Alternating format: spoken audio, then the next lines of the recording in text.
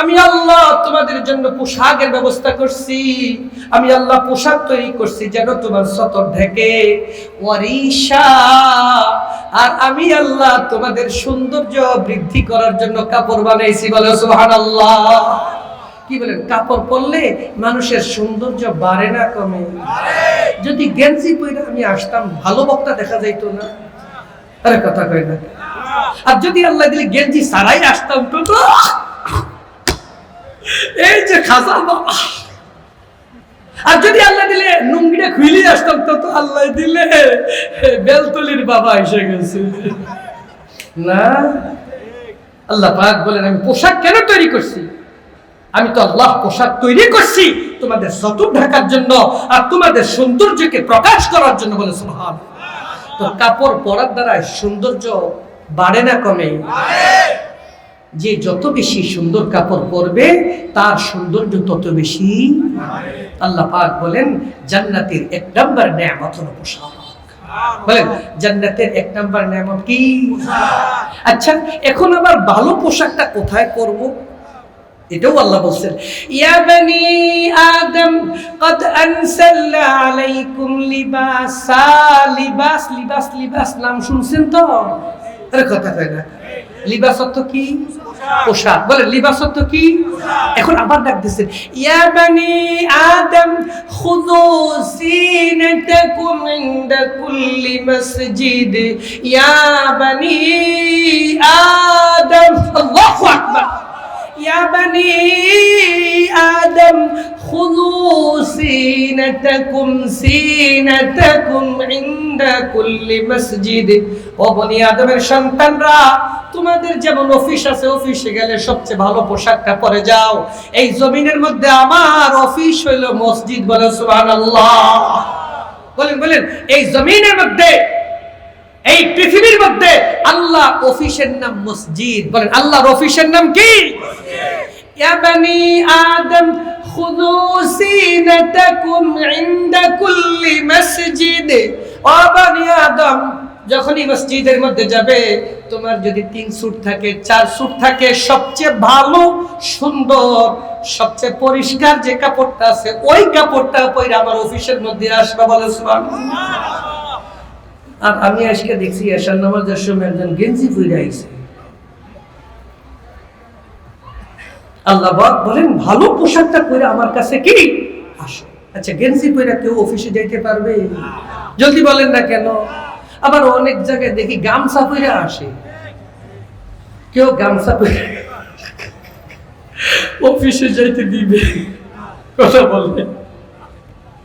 এখন আল্লাহ তাআলা জি বললেন সবচেয়ে সুন্দর পোশাকটা পরে মসজিদে আসো। ভালো পোশাক কোনটা? তাকান, আমার কথা বুঝতে কষ্ট হয়। ভালো পোশাক কোনটা? আল্লাহ পাক বলেন বান্দা, কবরের মধ্যে আমি আল্লাহর সাথে যখন তুমি সাক্ষাৎ করবা, কবরের মধ্যে যেই পোশাকটা পরে আমার সাথে দেখা করবা ওই পোশাকটা হলো পৃথিবীর সবচেয়ে শ্রেষ্ঠ পোশাক। বলে সুবহানাল্লাহ। কবরে কে কে জানি দাদারে কালো জামা পরাইয়া দিছে, শার্ট পরাইয়া, প্যান্ট, গেঞ্জি। আল্লাহ বোঝার তৌফিক দান।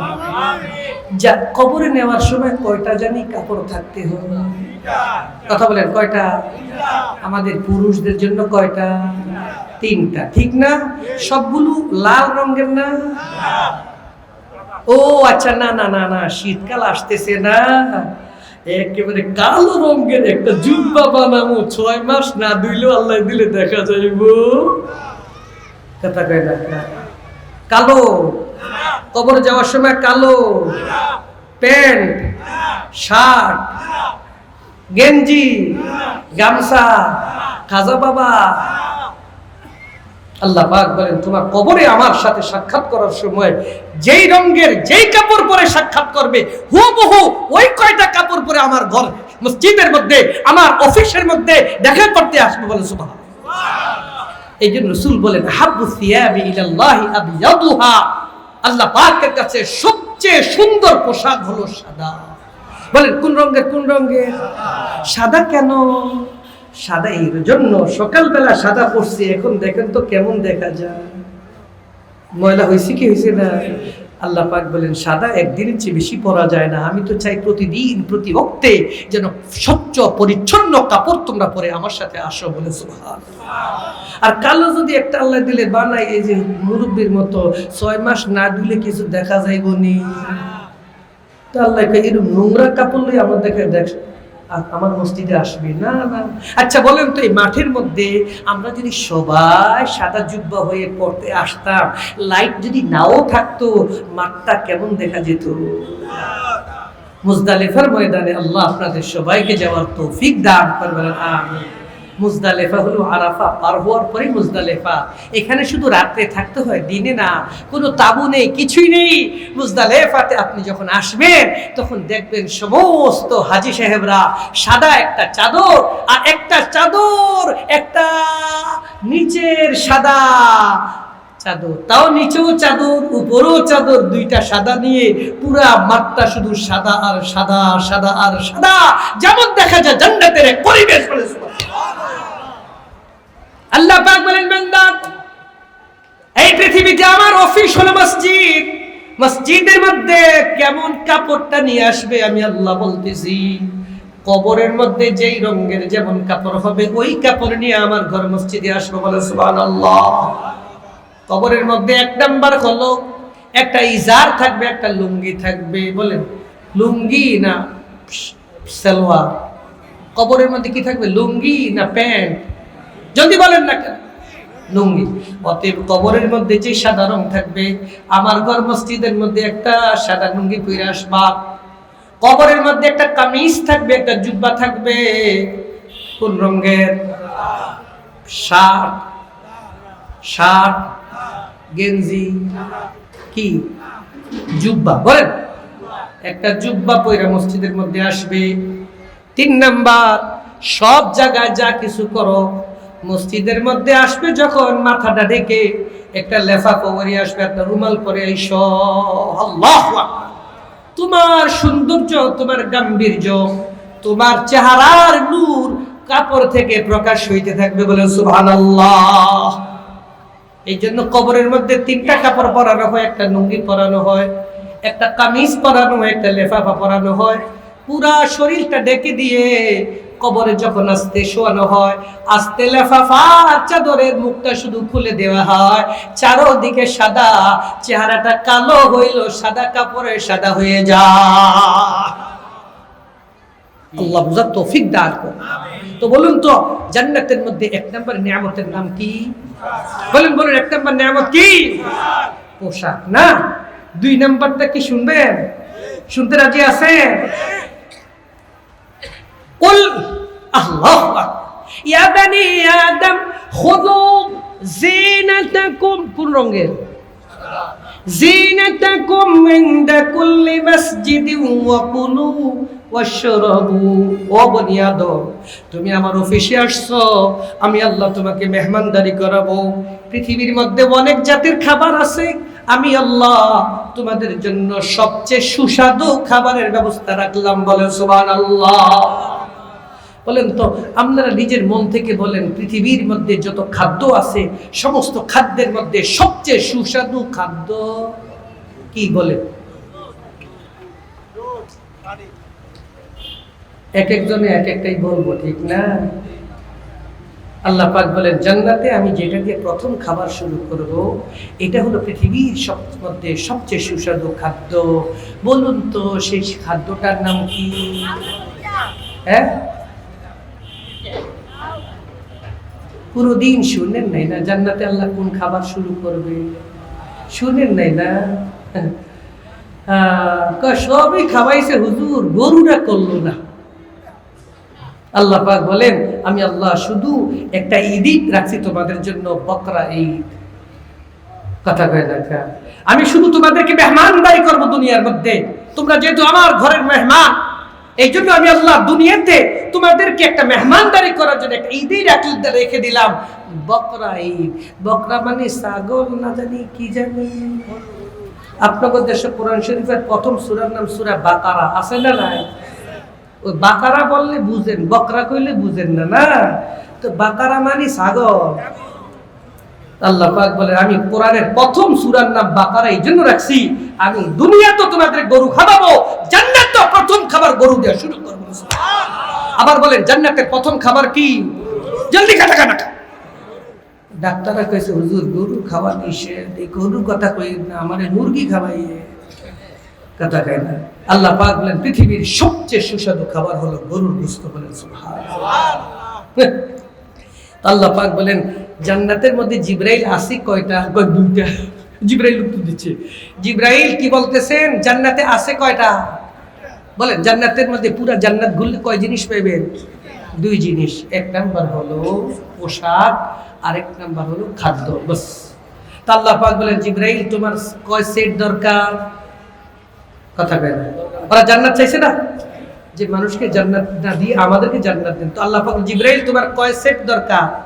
আমাকে আবার সেট দরকার কি? আমাদের তো কাপড়ই দরকার নেই। তো আল্লাহ পাক বলেন তো জান্নাতের এক নাম্বার নিয়ামত পোশাক, এটা তোমাদের দরকার নেই। আচ্ছা জিবরাইল তো বলো তো একটা কালো দেশি মুরগির ডিম সিদ্ধ করে যদি দেই তুমি খাইতে পারবা নি? জলদি কর। জিবরাইলের যদি দাওয়াত দেন, ভাই জিবরাইল আপনি আমার বন্ধু লাগেন, আপনাকে আমার লাল একটা গাভী আছে, ওইটা আধা কেজি দুধ হয়, দুলবা ঘাস খাওয়াইলে দুধটা জাল দিয়ে আমি 1 ছটাক বানাইছি, আপনি দুপুর বেলায় আমার বাড়িতে আইসা 1 ছটাক দুধ খেয়ে যাইবেন। জিবরাইলের দুধ খাওয়ার মুখ আসেনি? কথা কয় না। তো জান্নাতের মধ্যে আছে তো দুইটা জিনিস, পোশাক আর খাদ্য। হে জিবরাইল তুমি জান্নাত চাইছো, তো জান্নাত দিয়ে করবাটা কি? জান্নাতের মধ্যে আছে পোশাক আর খাদ্য। আমি আল্লাহ দুনিয়া তো পোশাক আর খাদ্য মানুষের জন্য বানাইছি, জান্নাতের পোশাক ও খাদ্য মানুষের জন্য বানাইছি। বলে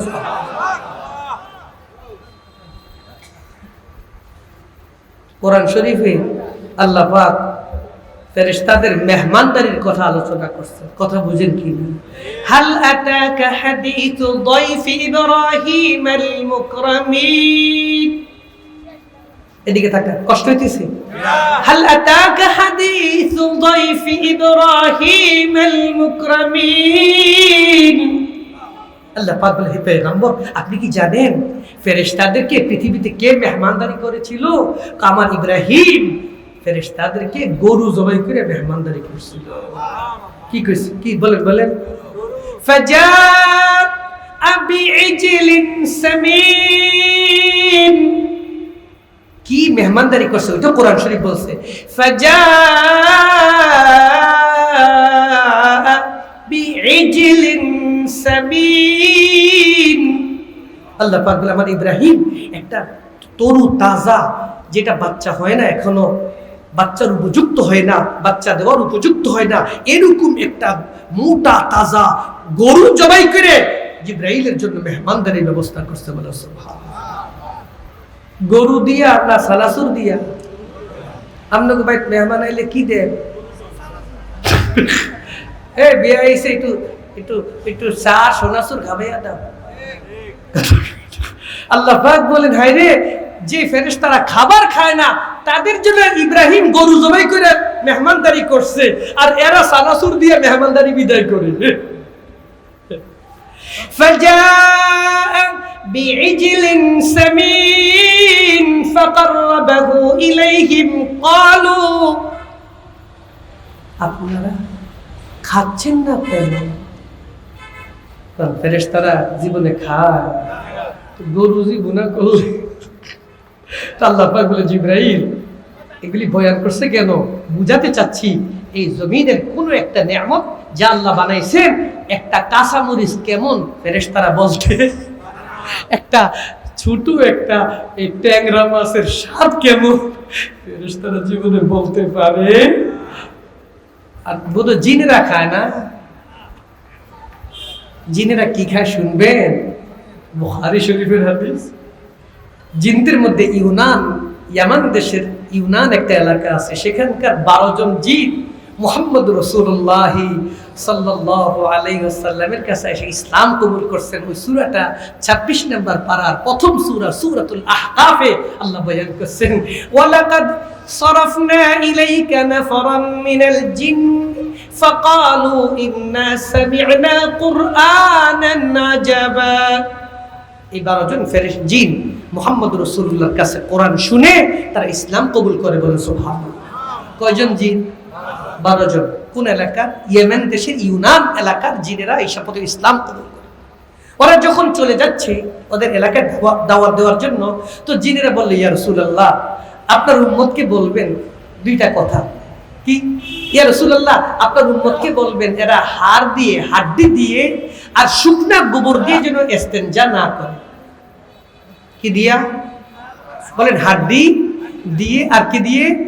শুকনা জাতীয় গোবর দিয়ে যেন আপনার উম্মত ইস্তেনজা না করে। ইস্তেনজা বুঝেন তো? অর্থাৎ পায়খানা করার পরে মল পরিষ্কার করি না আমরা, ওই মলদানিটা যেন হাড্ডি এবং কি দিয়ে? শুকনা গোবর দিয়ে যেন পরিষ্কার। কি? নবীজি বললেন কেন? তখন জিনেরা আসল তথ্য বলল, ইয়া রাসূলুল্লাহ, আমাদের জিনদের লিডার ইবলিস যখন আপনাদের লিডার আদম আলাইহিস সালামকে সিজদা করতে অস্বীকার করলো, তখন আল্লাহ তাআলা আমাদের জন্য সমস্ত খাদ্যকে হারাম করে দিলেন। আমাদের পৃথিবীতে কোনো খাদ্য নেই ইয়া রাসূলুল্লাহ, আমাদের জিন জাতির কোনো খাদ্য নেই। তো রাসূল বলেন, তো কি দিক কি এমনি তোমরা বাঁচো? বলি, ইয়া রাসূলুল্লাহ, আপনারা খাওয়ার পরে যে হাড্ডিটা ফেলে দেন, ওই হাড্ডিটা হলো আমাদের কি? খাওয়া। বলেন বলেন, তাহলে দুনিয়াতে কোনো খাবার জিনদের আছে? ফেরেশতাদের তো নেই, জিনদেরও কোনো খাবার? তাদের খাবার হলো কি? হাড্ডি। তো রাসূল বলে, আচ্ছা হাড্ডি তোমাদের খাবার বুঝলাম, তো শুকনা গোবর করলো, অসুবিধাটা কি করলো? আমগো গোবর শুকাইয়া কি করে? কি বলে? চুলা জ্বালায় না, তো শুকনা গোবরের অসুবিধাটা করলো কি? ইয়া রাসূলুল্লাহ, আপনাদের যেমন প্রাণী আছে, আপনাদের প্রাণীরা ঘাস খায়, আমাদের জিনদেরও প্রাণী আছে। ইয়া রাসূলুল্লাহ, আমরা খাই আপনাদের হাড্ডি, আমাদের প্রাণীরা খায় আপনাদের পশুর শুকনা গোবর। এই হাদিস দিয়ে বোঝা যায় জিনদের জন্য কোনো খাবার নেই, জিনদের পশুদের জন্য কোনো খাবার নেই। আমাদের হাড্ডি জিনদের খাবার, আমাদের পশুর শুকনা পায়খানা তাদের পশুদের খাবার। বলে সুবহানাল্লাহ।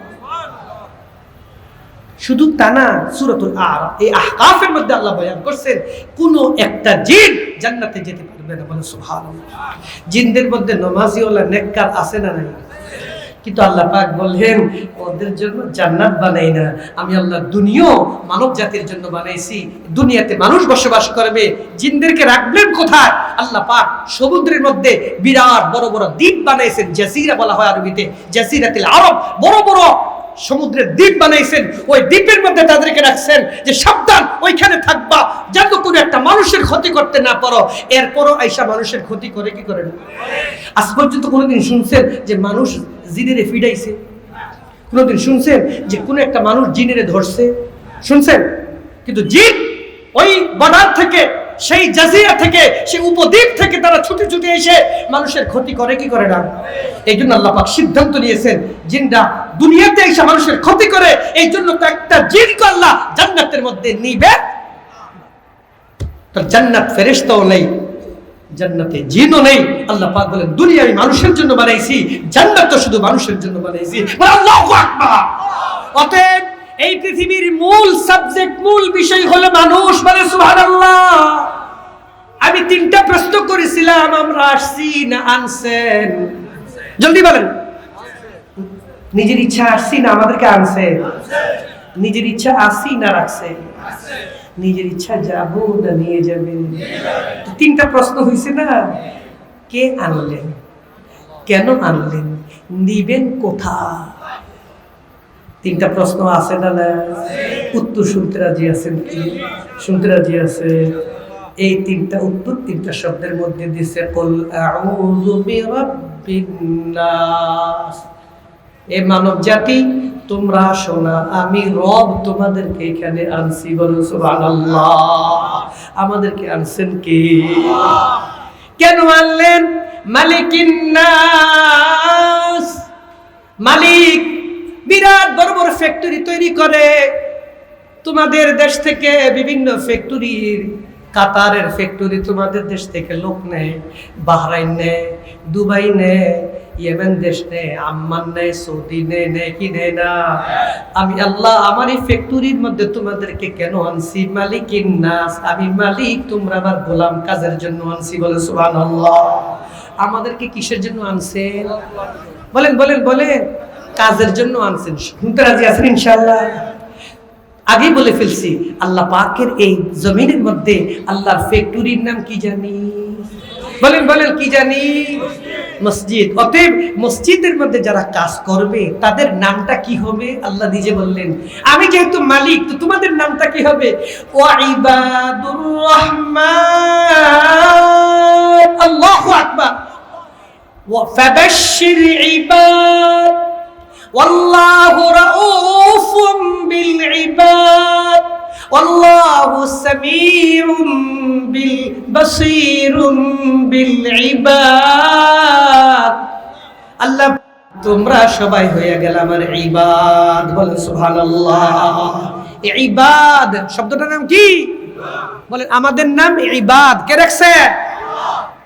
আমরা সবাই ইবাদ। আব্দুল একজন গোলাম, আর ইবাদ বহু গোলাম। আমরা আজকে এশার নামাজ একজনে পড়ছি না, অনেকে পড়ছি।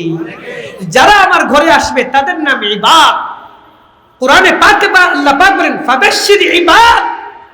হে পয়গম্বর, আমার ইবাদদেরকে আপনি সংবাদ শুনিয়ে দেন, ইবাদদেরকে খুশখবর শুনিয়ে দেন, আমি আল্লাহ আমার ইবাদদেরকে মাফ করে দিলাম। আল্লাহ কবুল করবেন। আমিন। তাহলে আমাদেরকে তিনি আনছেন কাজের জন্য। বলেন কিসের জন্য আনছেন? কাজের জন্য আনছেন। তিনি আমাদের মালিক, আমরা তার ইবাদ, আমরা তার কি? তো তিনি বেতন দিবেন না, তো ওনার বেতনের নাম কি? মাস শেষে বেতন দেয়? জাপান কি মাস শেষে বেতন দেয় না ঘন্টায় ঘন্টায় দেয়? জাপানে যারা গেছেন তাদেরকে জিজ্ঞেস করেন, জাপানে হয়েছে ঘন্টায় ঘন্টায় বেতন। 1 ঘন্টা কাজ করছো 1 ঘন্টা বেতন।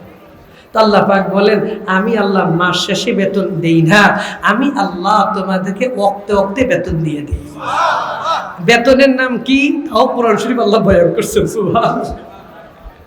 আল্লাহু আকবার। আল্লাহু আকবার। ওয়ানাব্বি ইবাদি ওয়ানাব্বি ইবাদি। আমার বান্দাদেরকে আপনি খবর শুনাইয়া দেন, আমি আল্লাহ আমার বান্দাদেরকে, আমি আমার ইবাদদেরকে প্রতি ওয়াক্তে ওয়াক্তে বেতন দিয়ে দেই। কয় বেতন কি? আল্লাহুম্মা ইফতাহলি আবওয়াবা রাহমাতি। আমার বেতনের নাম হইল রহমত। বলেন বেতনের নাম কি? আমার অফিসের নাম হলো মসজিদ, আমি হইলাম অফিসের মালিক। আমার অফিসে যারা আসবে তাদের নাম ইবাদ, তাদের বেতনের নাম কি? রহমত। বলেন বেতনের নাম কি? অফিসের মধ্যে অফিস লিডার থাকে কি থাকে না? অফিসের মধ্যে একজন বস থাকে কি থাকে না?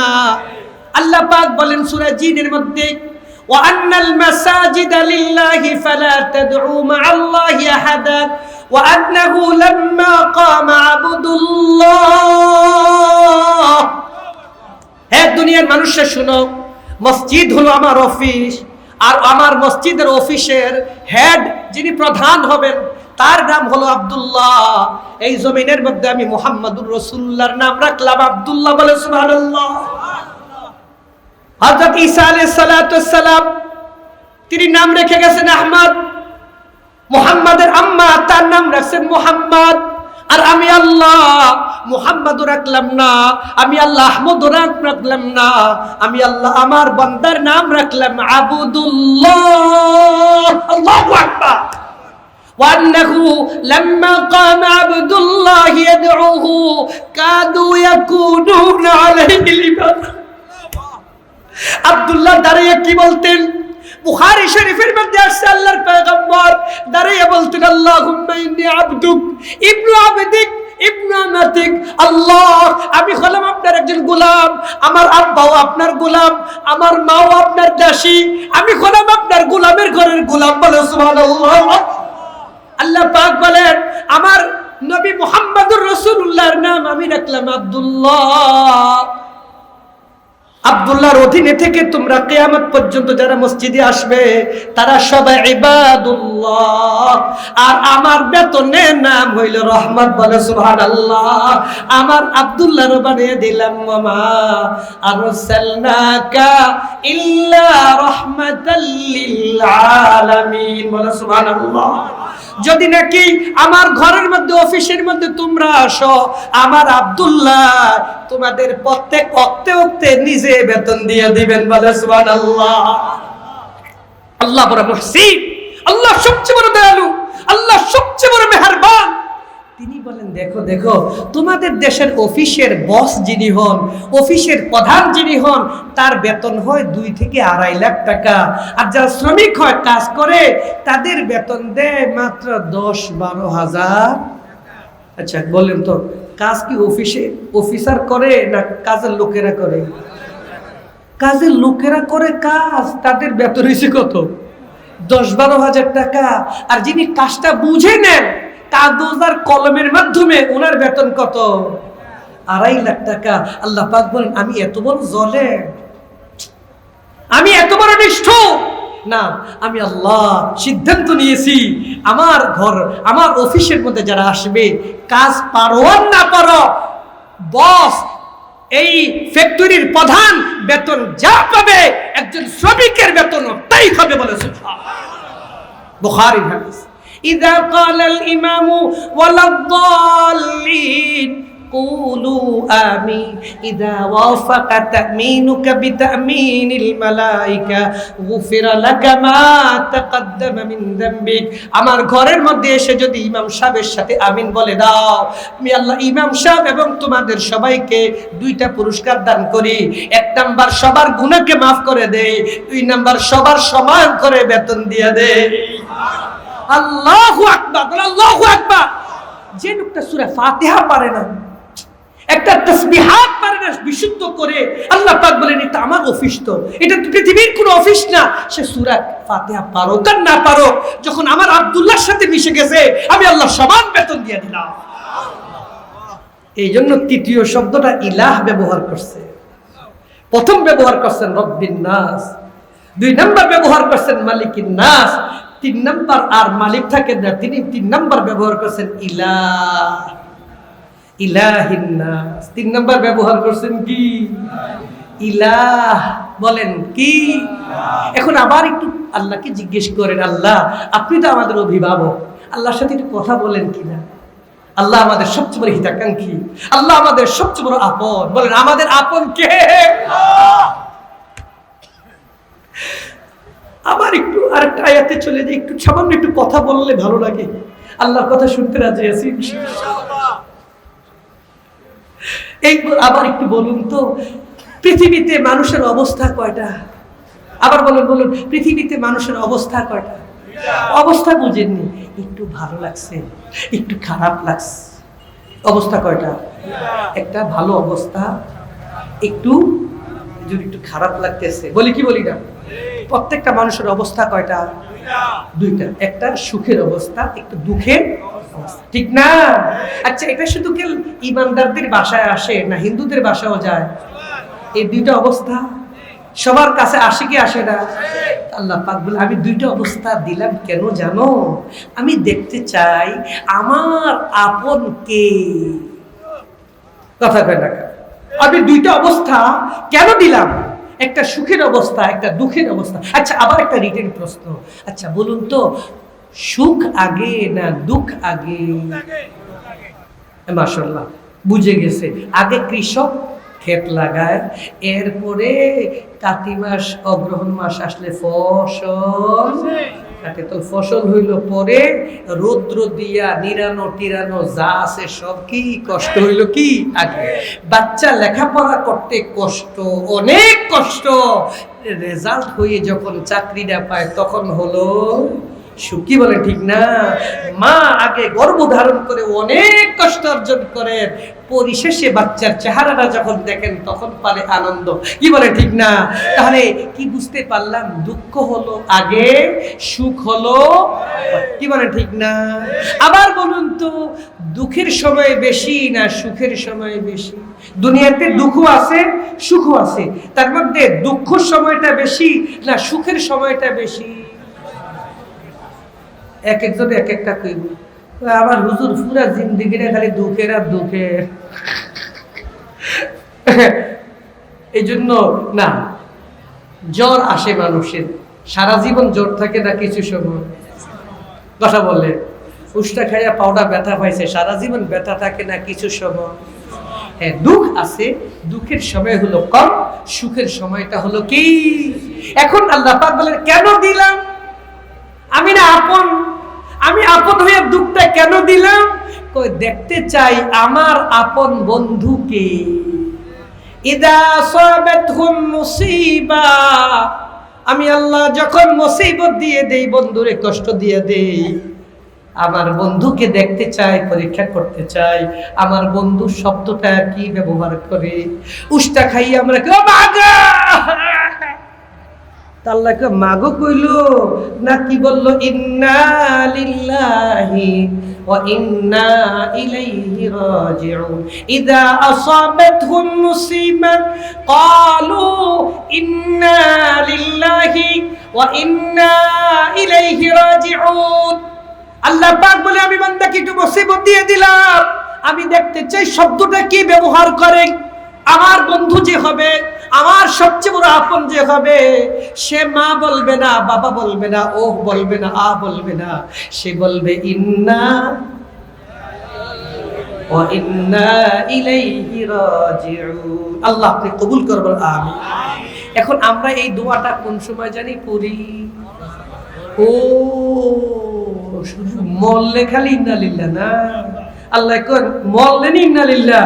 ইদা আসাবাতহুম মুসিবা, আল্লাহু আকবার, ইদা আসাবাতহুম মুসিবা, মুসিবা নাকিরাত। আয়াতের তাফসীরে বুখারী শরীফে আছে ইদা আসাবাল মুসলিমু মিন নাসাবিন ওয়ালা ওয়াসাবিন ওয়ালা হাম্মিন ওয়ালা হুজনিন ওয়ালা গাম্মিন হাত্তা শাওকা ইশাকুহা ইল্লা কাফফারাল্লাহু বিহা মিন খাতায়া। পয়গম্বর বলেন মুসিবত বলতে কোনটা বুঝো? কয় মানুষের শরীরের মধ্যে ঘামাসি হয় কি হয় না? হয়নি? তো যেটা চামড়ার উপরে দেখা যায় এটাকে আরবিতে বলে নসব। আর মাথা ব্যথা দেখা যায় না, পেট ব্যথা দেখা যায়, দেখা না, দেখা যায়। যেই ব্যথাটা দেখা যায় না এটা আরবিতে বলে ওসব, আর যে ব্যথাটা প্রকাশ পায় শরীরের উপরে দেখা যায় এটাকে আরবিতে বলে নসব। রাসূল বলেন সামান্য একটু ঘামাসি যদি হয় আর বান্দা যদি ইন্না লিল্লাহ পড়ে, শরীরের সমস্ত গুনাহকে আল্লাহ মাফ করে দেয়। একটু মাথা ব্যথা হইছে, বান্দা যদি ও আনা বলে বলে ইন্না লিল্লাহ, আল্লাহ পাক সব গুনাহ মাফ করে দেয়। বুখারী হাদিস। এই জন্য আল্লাহ পাক যেন আমাদেরকে এই বন্ধু হওয়ার জন্য প্রথম নাম্বার শর্ত হইল, আল্লাহ পাক বলে আমি মুসিবত এই জন্য দেই, আমি দেখতে চাই আমার বান্দা শব্দটা কি ব্যবহার করে। হিন্দুর বাড়ি তো জ্বর আসে, ব্যথা আসে, সে বলে জয় হরি, জয় সেরি, সেরি কয় না সিরি কয়, কে কি আল্লাহ জানে, কাটা কয় না কা। আর আমগো একদল আছে খাজা বাবা, আছে না না? আল্লাহ পাক বলেন পার্থক্য হয়ে যেতেছে, কে বন্ধু আর কে বন্ধু না, পার্থক্য হয়ে যাচ্ছে। যে ব্যক্তি ও বলে ফেলবে আমার বন্ধু না, যে বলবে ও মাগো আমার বন্ধু না, যে ও বাবারে বন্ধু না, যে অন্য শব্দ ব্যবহার করবে আমার বন্ধু না, আমার বন্ধু শুধু ব্যবহার করবে ইন্না লিল্লাহি ওয়া ইন্না ইলাইহি রাজিউন। আল্লাহ কবুল করবেন, আমিন। বলুন একটু মাথা ব্যথা হলে কি পড়ব? আবার বলে একটু পেট ব্যথা হলে কি করব? আমার বাচ্চাটা ব্যথা পাইছে কি পড়ব? আমার আম্মা ব্যথা পাইছে খবর আসছে কি পড়ব? আল্লাহ আমাদের সবাইকে কবুল করে, আমিন। নবী বলেন হাত্তা শাওকা, হাত্তা শাওকা, বুখারী হাদিস। এমন কি একটা মালদার গাছের কাটা বিঁধে গেছে, একটা বড়ই গাছের কাটা বিঁধছে। কোথায়? সকালবেলা আপনারা হাঁটতেন না সকালবেলা, এখন তো মালদার গাছও নাই, বড়ই গাছও নাই, যে দামি শু পইরা, আগেরকার দিন শু আছিল কয়জনে। আপনাদের দেশে কাপড়ের মধ্যে কাটা বিঁধে কিনা? আমগো দেশে কয় দুবলা গাছ, না দুবলা নি কয় নাকি, ওই যে ক্ষেত রাস্তার পাশ দিয়ে হাঁটলে কি জানি এগুলো আটকাইয়া যাইতো, জানি টানি না কি জানি, হ্যাঁ, তো শিয়ালের মুত্রা বলে। যাই হোক, কি জানি জানি জামার মধ্যে কাপড়ের মধ্যে এক জাতের কিছু বিদ্যু কিনা, এটাকে শাউকা বলা হয়। নবীজি বলেন পায়ে বিঁধে গেছে, অথবা কাপড়ে বিঁধে গেছে, অথবা পুঁটি মাছ খেতে গিয়ে পুঁটি মাছের সামান্য চান্দা মাছের কাঁটা বিঁধে গেছে। বান্দায় বলে ইন্না লিল্লাহি ওয়া ইন্না ইলাইহি রাজিউন। রাসূল বলেন আল্লাহ নিজে বান্দাকে 3টা পুরস্কার দান করে দেয়। কয়টা কয়টা কয়টা কয়টা? আবার আল্লাহ আপনি সবাইকে কবুল করবেন, আমিন।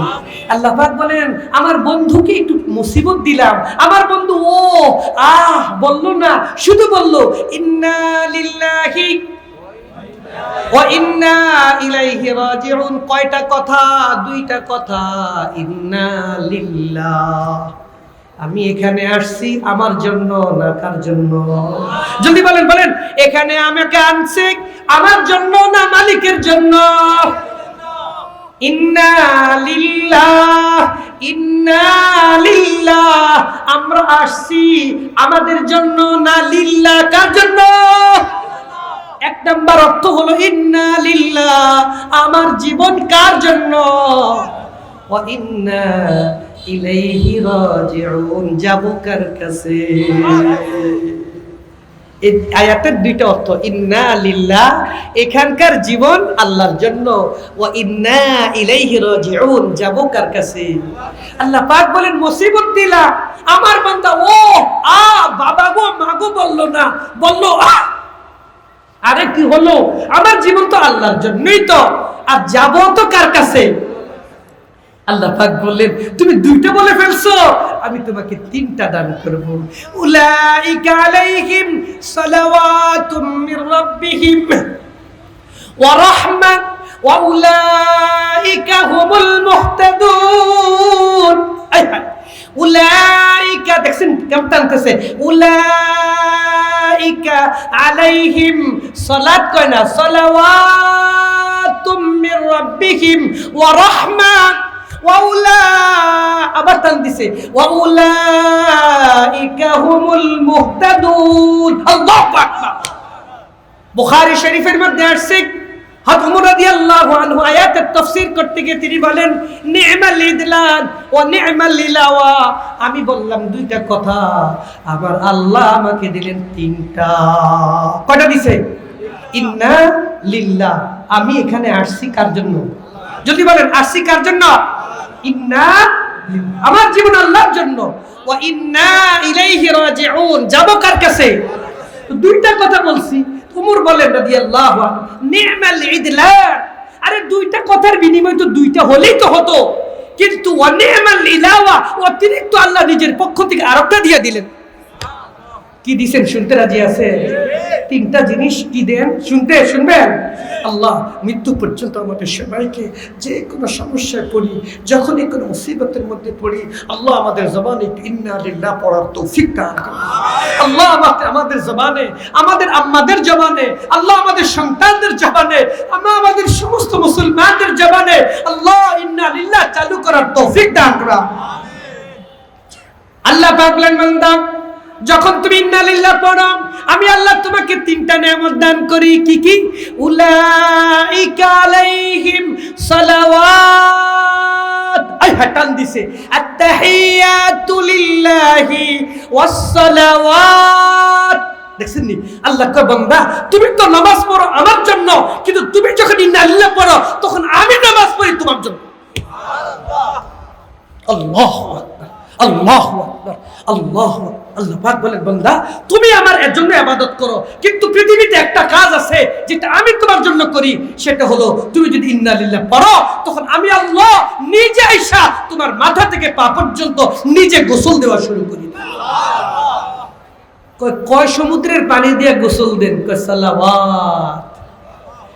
আমার 1 সাগর আর 2 সাগর না, আমার সালাতের, আমার দয়ার যত সাগর আছে সব সাগরের পানি ব্যবহার করে আমি নিজের হাতে তোমাকে গোসল দেওয়া শুরু করি। এদিকে তাকান, আমরা ছোটবেলায় পেশাব আর পায়খানা করে অনেক সময় গড়ি করছি কি করছি না? জলদি কথা করছি। আবার এদিকে তাকান, কোরআন শরীফে আল্লাহ 114 বার বলছেন রহমানির রহিম, বিসমিল্লাহির রহমানির রহিম, রহমান রহমান রহমানির রহিম। রহমান মানে দয়ালু, রহিম মানে দয়ালু। আল্লাহ পাক বলেন তোমাদের আব্বাও আছে, আম্মা আছে, আম্মার দয়া আছে, আব্বার দয়া আছে, কিন্তু দুইজনের দয়ার মধ্যে বেশি দয়া কার? কেমনে বুঝলেন? খাবার খেতে বসছেন, আব্বা মা বাচ্চা পায়খানা করে দিছে, আব্বাই ধরে না মায় ধরে?